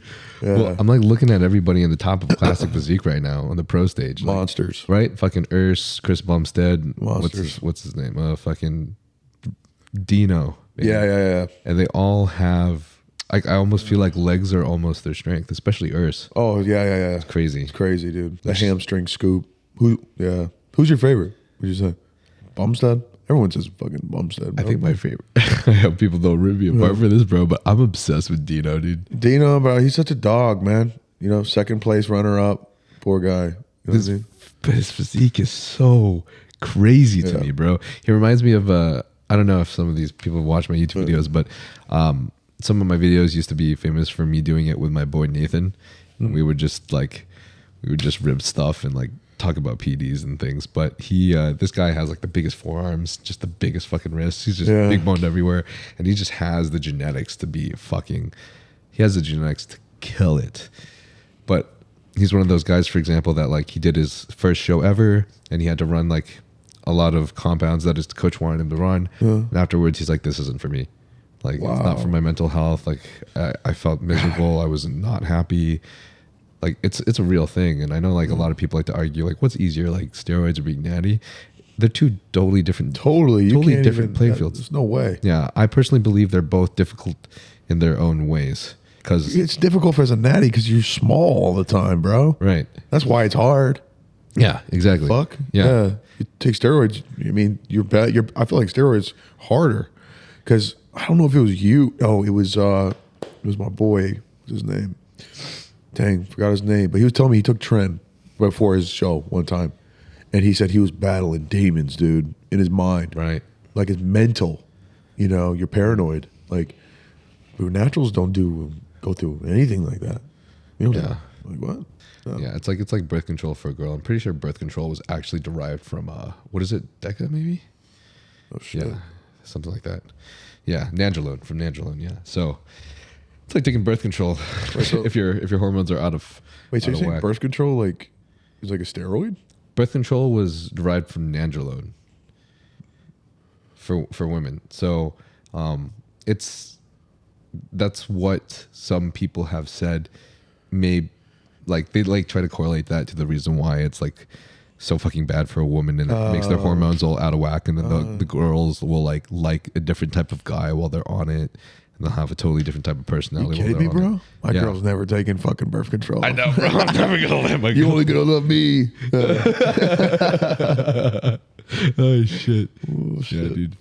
But yeah, it's two totally different worlds for sure. Yeah. Like I think if you do take gear and you want to reach the top, then you do have to do a lot of extra stuff, and then you have to eat extra clean, or else you might kill yourself slowly for the bad health things. And then if you don't take gear, then you're just not going to be as big. But we gotta talk about gear in another podcast, bro. I'm fucking down. And like what your opinion? I want to know what your opinion is on like these kids right now. oh yeah. We'll talk about that another time because I feel like that's deep, and you have like a good professional opinion about it too. So Thanks, bro. Appreciate Yeah. it. I love to. I actually have never talked about this one thing ever to public. I've only talked about it to my friends, but I feel What's like up? saying it right now because I don't know. I like to get close with the people who watch, but let's do it. I'm curious what y'all's thoughts are. But I love talking about this stuff, man, because it's just so interesting to me. Like I Yeah. just love talking about I just love talking about PEDs and HRT, and I just think it's Yeah. super fun because I feel like I'm Captain America and I'm doing science projects. So it's super entertaining. But the one thing that and I know that a lot of my following really wants to see that because that's how I built my YouTube following. Yeah. But I just stopped doing it because I'm really scared about what the IFBB might think if I'm trying to get to Mr. Olympia someday. You think they'll like lash out on you because you're trying to educate the people? I don't think they'll lash out on me, but I have this weird feeling that I don't want to say I believe in politics or anything, Yeah. because I think the IFBB is a great association. I'm so glad that they exist. I see what you're But saying. I'm just worried that maybe they won't want someone with a reputation that's associated with an illegal use of drugs. You know what I'm saying? I get it. Chris They don't Bumst- really come out and say what they're on, Right. do they? No one that competes at the top ever really says anything. Like Chris Bumstead has only said Oh, this is serious. Yeah. some yeah, serious like Chris snack on it. Chris Bumstead has barely said anything. He's Yeah. just mentioned the fact that he's not lying about it, that he's on it, and that maybe he hasn't run over 500 tests back in the day. Yeah, I guess that's so strange though. Like, I don't know. I think Yeah. that might. Hopefully, it changes, dude. Everyone knows about gear. Yeah, And it's everybody like, does. Why is it like this mystery like meat? You know, you gotta like Google shit. You gotta talk to people. It should be way more like accessible, bro. If you take this, these are the side effects, and then you're like, oh shit, like I'm gonna lose my hair, possibly, potentially. Doesn't always happen. You know, some people say it's genetics, some people say it's trend, but I think it's important for people to be educated about it. Like myself, I'm not gonna lie to you and be like, yeah, I've never thought about taking steroids. Yeah, I have, dude, because I love lifting, bodybuilding, and it's like, all right, so if I want to take steroids, what what does that look like, or what do I take, or what's the side effects like what should I expect? And if I look for that on the internet, I'm never gonna find anything, unless except for like you read It's not like person to person kind of saying like, yo, bro, don't do this. This is what I think you should do. You know, and I feel like a lot of guys, hopefully, you know, that are mature, been lifting for a while, and are considering taking steroids, they need someone to talk to them about it, dude. So I hope that changes, bro. Because if I ever wanted to hop on, who would I call? You know, who do I have to talk to? Now I have you. But before I didn't have anyone. I do think it is opening up because there are people like, well, actually, I mean, I'd say the only one really significant would probably be More Plates, More Dates. Yeah. He's so in depth that it goes above all our heads. Yes, bro. I don't know what he's saying half the time. Sometimes we get on business calls and I'm like, Derek, you gotta dial it down, bro. Like, talk to me like a meathead, bro, because you're losing me, man. Yeah, but I think it would be nice if, I don't think there's anyone that's like an athlete that talks about it. I think it's everyone who's been in. Everyone who's competed. Marcus does it sometimes. Marcus tries. Marcus does. Marcus 100% talks about it. Yeah, he's probably the one person I'd say that like competes and talks about it for sure. I think that's why he and I we've done a lot of content together. And this is my boy back in San Diego when we lived there. So yeah, that's the homie. I don't know. I guess we'll see. See what happens. I'm just gonna. Are you gonna do a show anytime soon or planning this coming summer? Okay. I wanted to have a whole year of bulking first, and it's been about 6 months. Wait, you're bulking. This week is going to be half a year. Brother. This coming week. That's going to be insane, bro. I can't wait to see that. Thanks, dude. bro. Can't wait to see the shreds. I appreciate it, man. It's going to be awesome. I miss the shreds, dude, because I don't think I've been known for anything else other than just being shredded. So it's been a little weird to create content for the last half a year. I hear you. I've had some weird content. Bloaty content. Yeah, bloaty content that I think people aren't really that interested in. I'm excited. We'll see how it goes. I wanted big delts, and now that I see you and Josh, now I just want big arms. So we're gonna change it up a little bit, so that way we can slowly wrap this up a little bit. Plus, if you're down, I am kind of curious. I kind of want to ask you some of these questions that the audience asked too. Let's do it. I feel like some of them are kind of funny. Okay. If you could choose 5 exercises that you could do for the rest of your life, what would they be? I stole this for a fact. I did steal this from Chris Williamson. He does 10 exercises. He asked Chris Bumstead this. Yeah, I did. I didn't see that. So I'm just gonna give you like raw. You know, I'm just gonna do incline chest press. It could be dumbbell. Does it have to be barbell? Do I have to specific? I would probably do barbell. Incline barbell chest press. I'll do squat. I will do like a pull up or a lat pull down. You know. Okay, so we got that one. Chest. We just need arms. So these are the 2 I'd probably do for arms. I do. What's this called? Where it's like you're like this. The overhead tricep extension. Yeah, I do the overhead tricep extension with a dumbbell. And then I would do straight bar curls. Nice. Yeah. It's kind of crazy, bro. I would really highly agree with you. Yeah. Yeah. Like I'm sure maybe one exercise would be different for me, but what would that one be? Well, I would have to think about it because I think I would try to figure out something for hamstrings. Oh. Yeah. And try to insert that in there somehow. That's a good point. Yeah. But squat doesn't really hit the hammies like that. Yeah, not directly. But those are some fucking effective exercises, like squat, foundation. Yeah. What else did you say? Incline chest. Incline chest. I like how you put the barbell there, even though it's a weird movement for me. Like I have this weird obsession of wanting to get back to barbell just because everyone loves to bench. And it's fucking sick to have those plates on each side. Plus, incline, I think upper chest is probably one of the hardest things for you to grow. So I think incline's a great choice. What else did you say? Pull-ups or pull-downs. Yeah. So Dr. Mike Israetel, Renaissance periodization. Jeff Nibbert also mentioned this, and there's some studies on it. Honestly, best exercise for you to just hit lats to progressive overload with lats is the pull-up. The medium grip to wide grip pull-up. Dude. And lat pull-down is that variation, you know? Yeah. So that's what Jay Cutler told me. Yeah. Yeah. I'm going to start doing pull-ups a lot more now. He's like, you want width? Pull-ups. Yeah. And I was like, fuck. The one thing I hate doing. No wonder why I'm not growing. And then I totally agree with you with the arm exercises too. Yeah. Because this is my science-based lifter shit Okay. coming back out again. But stretch-mediated hypertrophy, right? That's any position that you put your muscles at the most stretched position incurs the most hypertrophy, except for some muscles like the lats. The lats doesn't. But like, so tricep extensions, you want to put your arm overhead, and that's going to incur a little bit more hypertrophy and muscle growth than if you had them by your sides, just like a little bit. Yeah. So I would do the overhead too. Yeah. And then I think barbell and easy bar curls in a certain study incurred a little bit. I think it was a little bit more engagement or activation than dumbbell curls for some reason. I think it's because of the way that your wrists are. Because there's no, when you curl a dumbbell, sometimes you hit the peak like this, versus when you're on a barbell, you really can't bend the bar.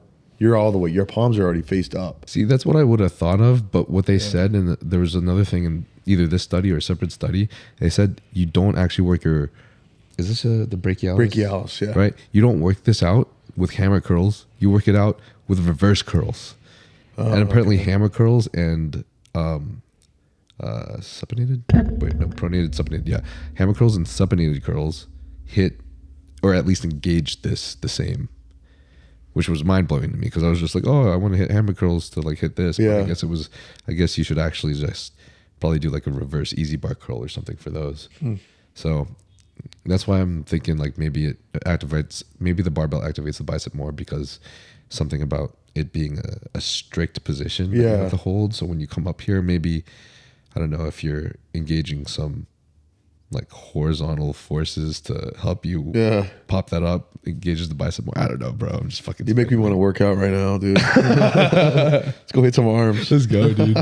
That's why I quit my job, is like working as a 9 to 5. I just listened to bodybuilding podcasts all day and just like waited for 5 p.m. so I could just go to the fucking gym and spend the sick. day there. That's so sick. It sounds like how you guys were in the military. Yes, bro. Yes. All right. If you had 3 descriptive things to tell someone to help them become the most jacked person alive, what would they be? Food. I mean, it sounds so lame. Food, sleep, and intensity, bro. Yeah. That's just what it is. Like, I mean, it just sucks. 'Cause I wish I could give you like some secret formula. Right. But that's really all it is, dude. I mean, I wish I could throw time in there too. But Yeah.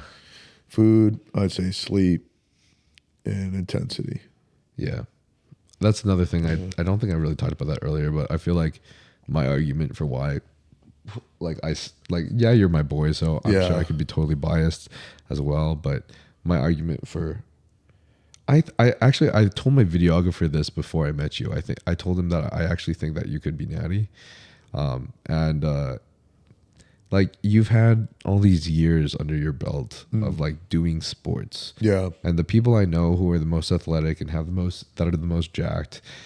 And like, if I could bring her up, even Lexi. Like Lexi was a cheerleader and a gymnast as a kid, so it makes sense why her fucking shoulders and her back are so fucking ripped all the time. Gymnasts are built different, bro. Yeah. So I think, 100%. and I heard this from some fucking smart ass scientist dude in some podcast. Love it. This is like credible as all, but this guy was saying, a lot of the things that you do as a kid will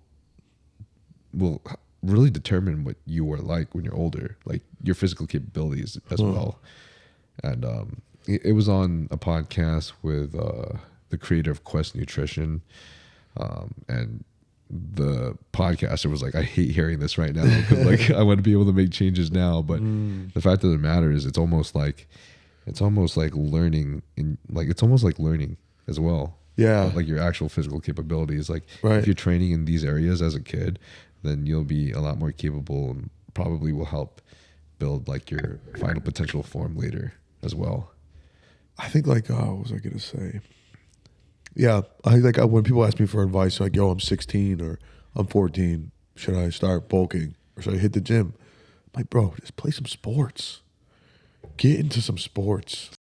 Because it's like, your body's not gonna grow like you want it to grow as a bodybuilder, build muscle until you're like older.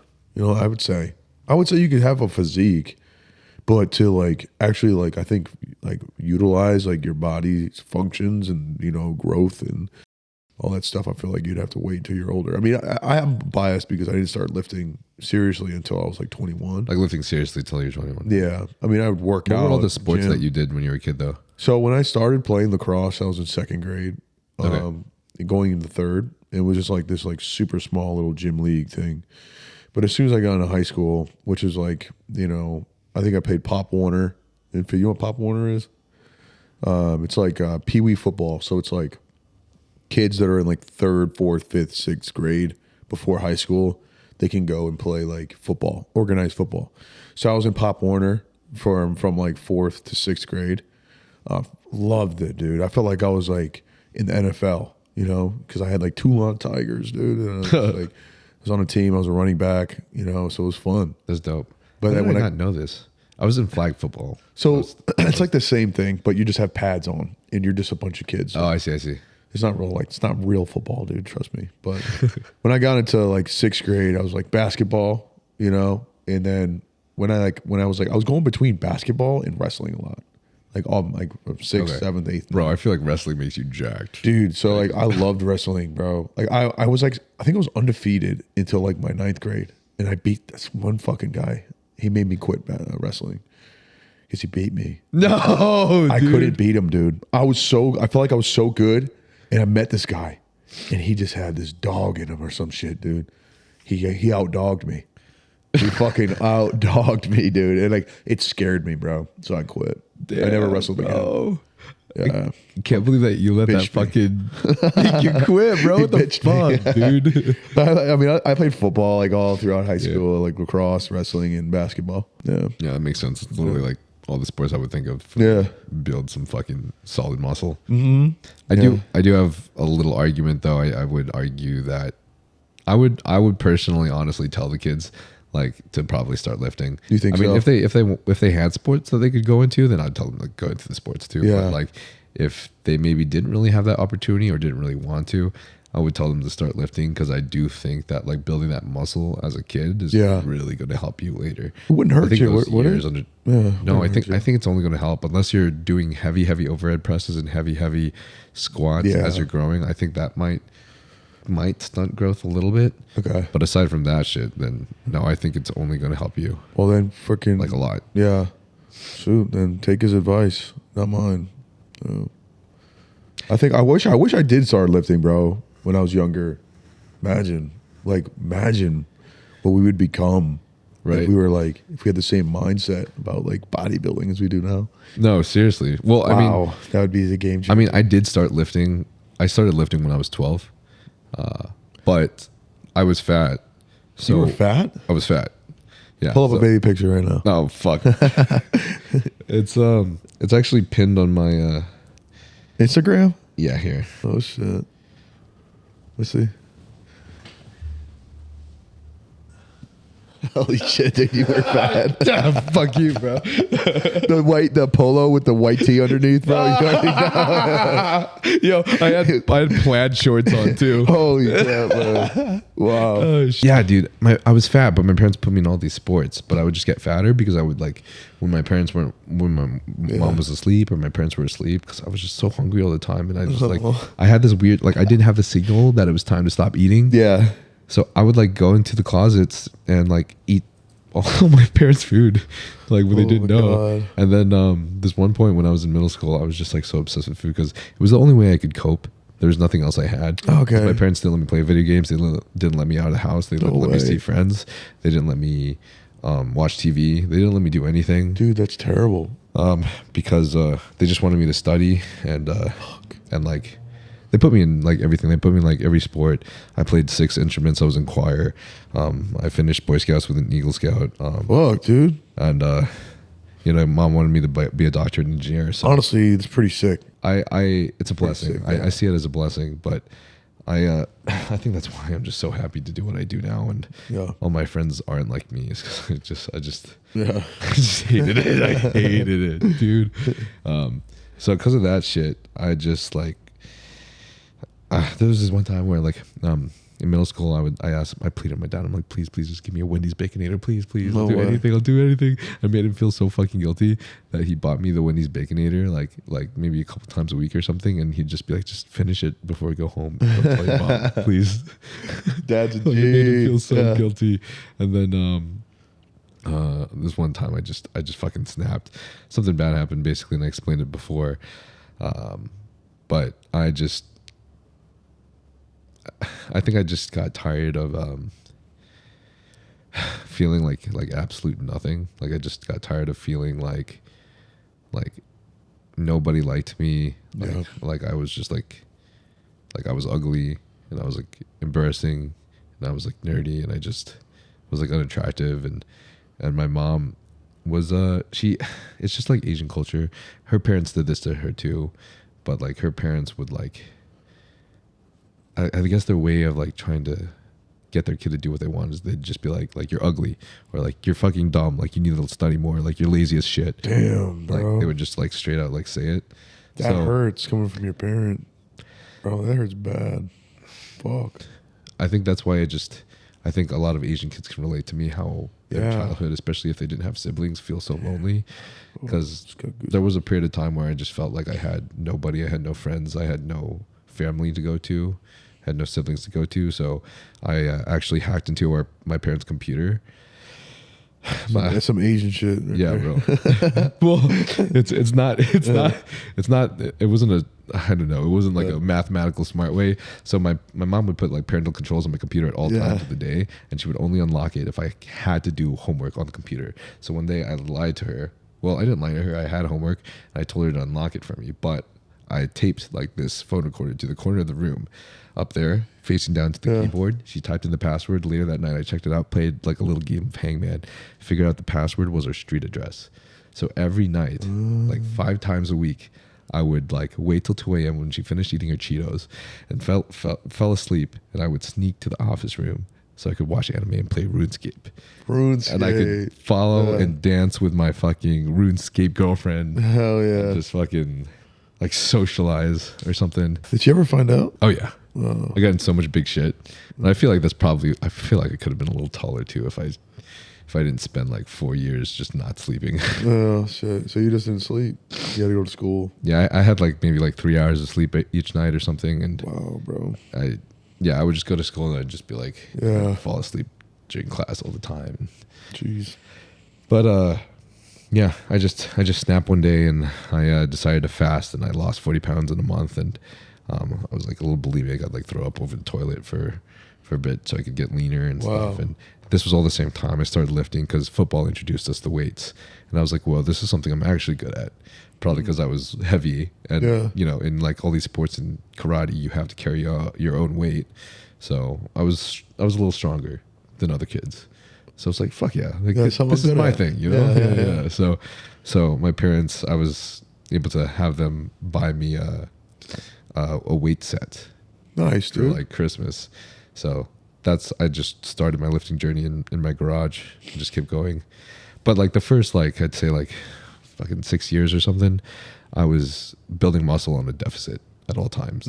Just because I had this perception that I needed to be skinny. Yeah. So, but I do think it like changed my life, doing that. It gave you like the frame that you think you have now.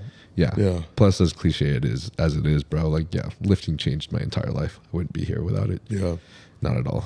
It is like kind of thrown around like it's cliche, but it's really not, dude. I feel like a lot of us could say that. So it's dope. All right. I want to ask these last Let's see what these Q&A questions. You gotta tell me their name first so I can address them. Just so I can address them personally, you know what I mean? Yeah. We'll do that then. Listen, John. We're going to go with one of our friends right now. Oh shit. Benji asks, are you an ass or a tit guy? Benji, my man. You know what we talked about this. Right now, we're all about the calcium cannons, brother. That was the biggest shock to me, bro. I know. Like, how the fuck can someone lift and be that fucking huge? And Dude, because you can build like an a kid. ass. You can build an ass. You Yeah. can't build tits, bro. They're just given to you. So it's like, God blessed you with those, babe. Like, you know. oh shit. That's my personal take on it. I could change in a couple next year or next month. I don't know. Used to be an ass guy, but God bless you with those. That's funny as shit, real. dude. Man. All right. You don't like if they like, you know, if they worked for it, then you're like, damn, that's kind of attractive. No, yeah, like yeah, of course. But you're thinking for the long run, though. I'm thinking for the long run. I mean, it's nothing wrong. To be real, like it's nice when they bounce around and they're just like, you know, Yeah. they're all over the place. You want to capture them, you know. Chrissy, where you at? Just playing. All right. Daniel asks, "What is his favorite? Who is his favorite anime character?" Daniel, yeah, man, that's actually a pretty good question. I'm not gonna lie. Out of all the animes I've watched quite a few. I think there's only a select few that I you know, vibe with the most and like that mean the most to me. I'd have to say, like Vegeta, or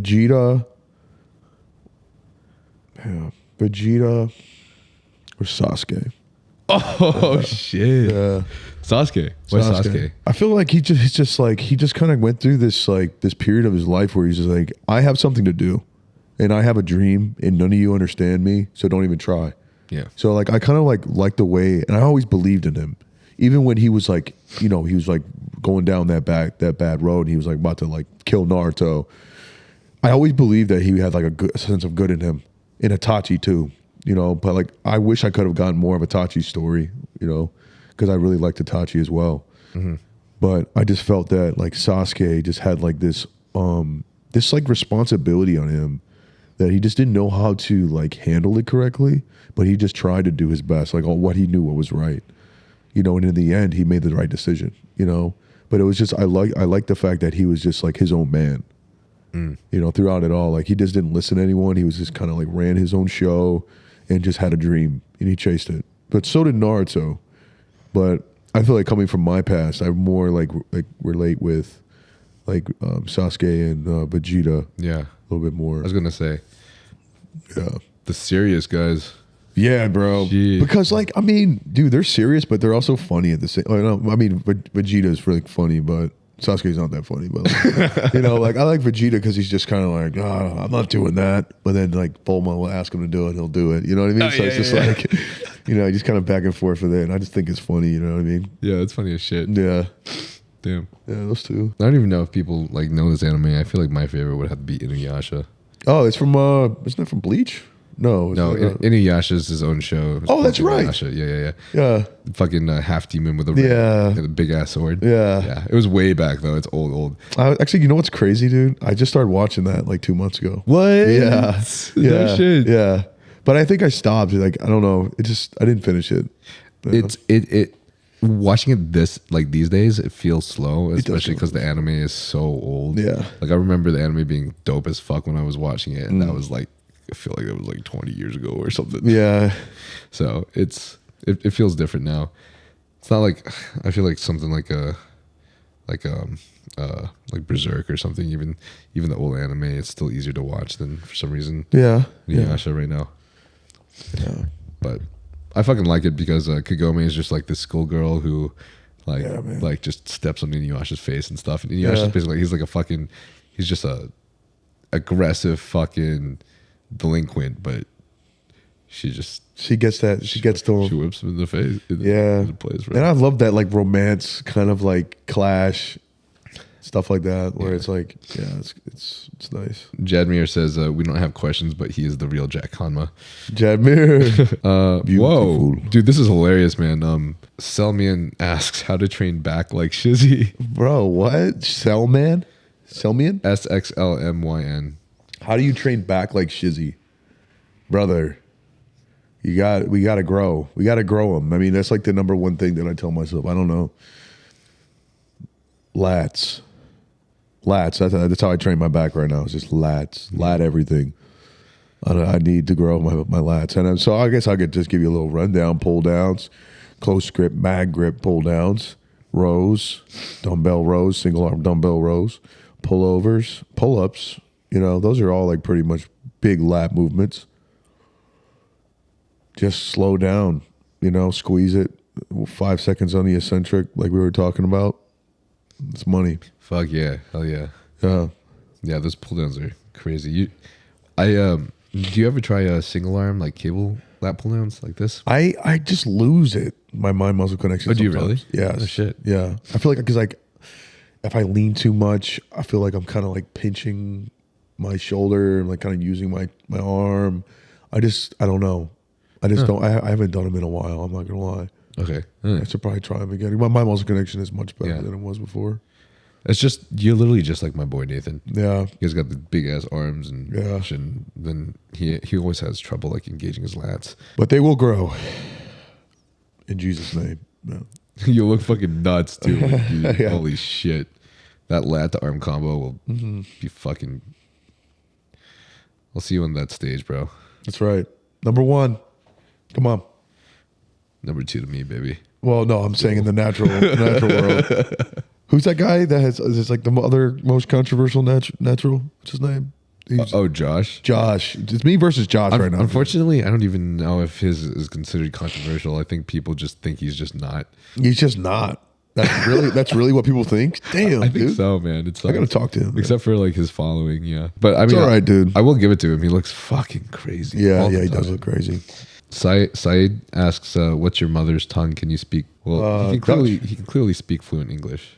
Yeah, my mother, her father is from the Netherlands, so he speaks like Dutch and stuff. My mom's mom is Lithuanian, and I can't speak that, dude.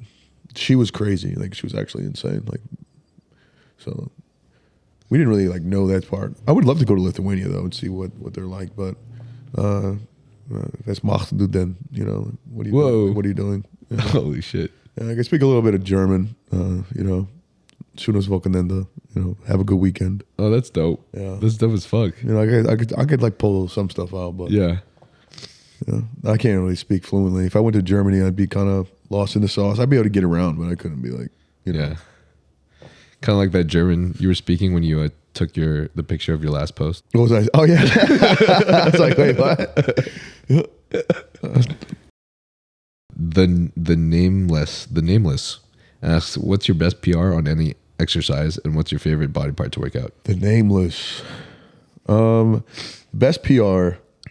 It's not impressive. Let me just say that. I mean, but I did get 405 on a flat bench last winter. Bro, that's fucking impressive. You think Are so? you kidding me? Yeah, dude. I think that's impressive as shit. It's like nowadays. It's like there's like kids that are repping that out, dude. There's 18-year-olds repping 405 right now. It's literally only fucking the Trent twins and Sam Selleck's fault. Yeah, it's bro. literally just their fault. Yeah, no, they're ridiculously strong, bro. Like it's annoying. Like Sam Selleck's repping 405 on incline. Like, bro, get the fuck out of here, you piece of shit. You're ruining my life. Bro? I know, right? Yeah, no, I'm just kidding. I love that guy. Yeah, I'd just probably say like 405. The most I've ever. My deadlift is shit. I'm not a good deadlifter, but I've deadlifted 500 pounds. Nice. Hell yeah. Yeah. Hell yeah. That's pretty much it, though. For not being a good deadlifter, that's some weight. Yeah, it's not bad. Yeah.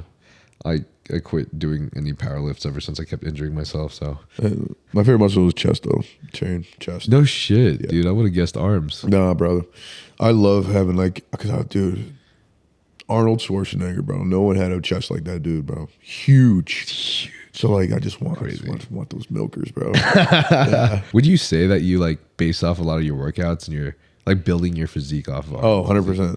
That makes so much sense. 100%. That's why I talk so much bad about my lats, because they're not even nowhere near as close to Arnold's as I want them to be. Just like him though, both y'all's strengths are definitely in your arms and your chest, I think. Mm-hmm. For sure. No, for sure. Yeah. Maybe Moyes asks, did Shizzy know before being viral that he looks like Jack Hanma? Actually, no, I didn't. Yeah, when did that even start? I think it's just like people just started saying it a lot. And people started making edits of me doing it. And I had 400, I remember on TikTok, I had like 450,000 followers. Right now I have like 3.2 million. So it was like, this was like when it first started happening. And I did like for a 500,000 follower thing, I did like, thanks for all you guys following me. And I did like a Jack Hamna like cosplay, right? Just because like I was just like, I feel like that's what they wanted. It's what the people wanted. And then that just blew up. Like it was just like, oh, he's Jock Hamden now. And I was like, yeah, I guess I'm Jock Hamden. That is fucking sick. I gotta be real, man. Like your next hairstyle you're telling me about is gonna be fucking epic. Yeah, don't tell them. Okay, I won't tell them. I won't tell them. But your bleach hair is like fucking. It's like a trademark, man. I know. It's just, you know what bad I just still think about just like, oh, I'm just gonna bleach it, dude. I'm just gonna bleach it because I just feel like I look better. Like it's just like, yeah, it looks pretty epic. That's who I am. I mean, I'm actually Jack Hamden. Aside from like when you wear the bandanas and shit, that's pretty hard too. Yeah. This guy is just asking these questions like, does it jiggle? Like, is it grippy? I don't understand this question. I'm not sure if you do, but Loki Perez asks how many boats did he carry? No way, bro. I think that's from like, oh, I thought maybe that was my boy from my first unit. What was his name? Loki Perez. Yeah. No, his name was Joab Perez. Boats did I carry? I think he's talking about David Goggins. No. Yeah, carry the boats, carry the boats. Shit, I carry all of them, man. Tyler James asked if you could slap Brad Silly. Tyler James. I will say this, that I did ask Brad Martin if he wanted to box. I asked him, and he said no. Come on, Brad. You're only 5 minutes away. All friendly, though, of course. Nitesh asks a forearm workout if you have. Natasha? Is that a girl? Nitesh. Oh, okay. It's like, damn, okay. Arm workout. Just off the top of my head, I could just run you through something I do right now. I'd start off with some, you get a cable, the rope cable curls. I'd go over and do like 3 sets of like 10 to 12. Do a last set, like a drop set, burnout, straight bar curls. I only do like 3 sets of biceps, so I do like straight bar curls. I start with like 10 pounds, and if I feel comfortable on that, I do like a 25 pound, and then I do like maybe like a 35 pounds on each side. But then at the last set, I just strip them all, do another burnout set for my 4th set. Third set, I probably do just dumbbell work. I would start off with like the 35s or the 30s or the 45s or the 40s, depending on how I feel, my arms feel. And I just go 45, 30, 20, 10. And I'd keep all those dumbbells by my chair, and I'd do a drop set like that 3 times. Nice. And then for triceps, I just do like, normal. You don't really need to do too complex, man. It's just like, just squeeze and then do enough weight where you can only do like 8 to 12. And then, if you want to throw in like a burnout set at the end. Fuck, dude. Forearm drop sets, that's savage as fuck. You're going to have those Dion. They're going to be huge. Dino forearms. By the end of that workout, you're going to have some huge ass arms. Promise. This was a question for myself, actually, I thought about earlier, but how long have you been doing TikTok for? When did you start? I mean, I could actually open it up and give you a legit answer. I want to say it's been about a year. Damn. That's it, bro. Yeah, that's crazy. I've really only been doing this for not that long, dude. That's insane. Let's see. Making me feel old. Nah, man. I've been working out. Obviously, you guys know I'm like worked out, but like, I don't know. I don't even know why I started doing TikToks on this. Oh, actually, I do. I got viral. My ex-girlfriend made a video about me. She asked me like these 3 questions that if a girl asked me, what is my response is going to be? And I didn't have a TikTok at the time, but all the people were like, yo, this dude's fucking huge. What's his at? Stuff like that. And I was like, damn, I got to make a TikTok. And so I started it, and I was like reposted that video, trying to get like people to see like that was me. But let's see. This was the first one I have posted here was 2021. So what month? January. Oh, January. 2 years ago. Okay. Yeah, 2 years ago. Yeah, it's almost like a year and a couple months. You're in like 8 months. Right? January 2021 to 2023.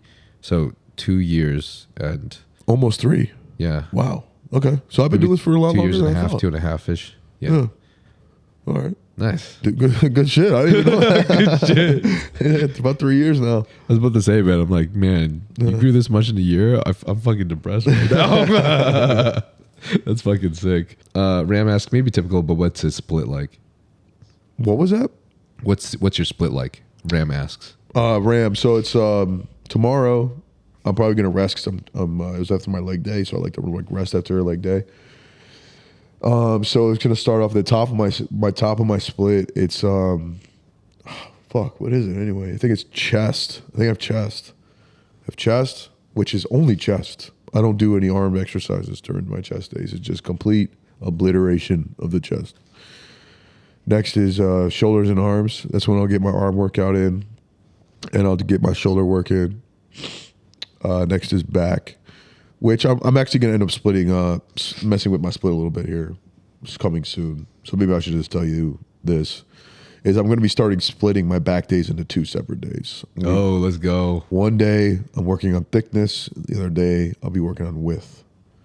So that way I can kind of just, and I'm going to start getting a lot more like body, like massages, you know, try to break up the fascia in there and try to see if I can make them grow a little bit more at a more accelerated rate.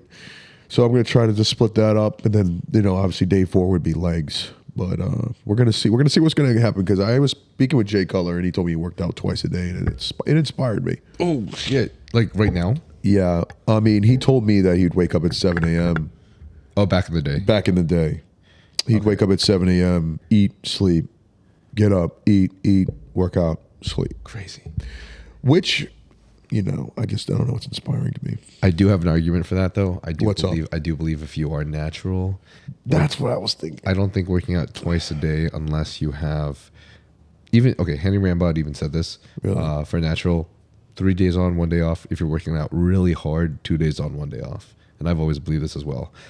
I think probably important to have like 2 rest days if you're working out like 5 times a week as a natural.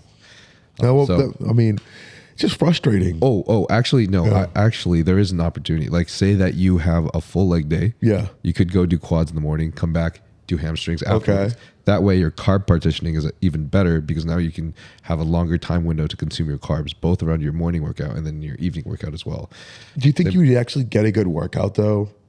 Yeah. Like, let's say, could you split? You couldn't split your back day into 2 days the same day within, you know, like within. I mean, if you really hit just back thickness, where you do like elbows out, rows, and then you did strictly lats, just like lat pull downs, like shit like that. I guess so. I think you could. I don't know if I'd want to try that, but I don't know. It is a lot of time to go back to the gym.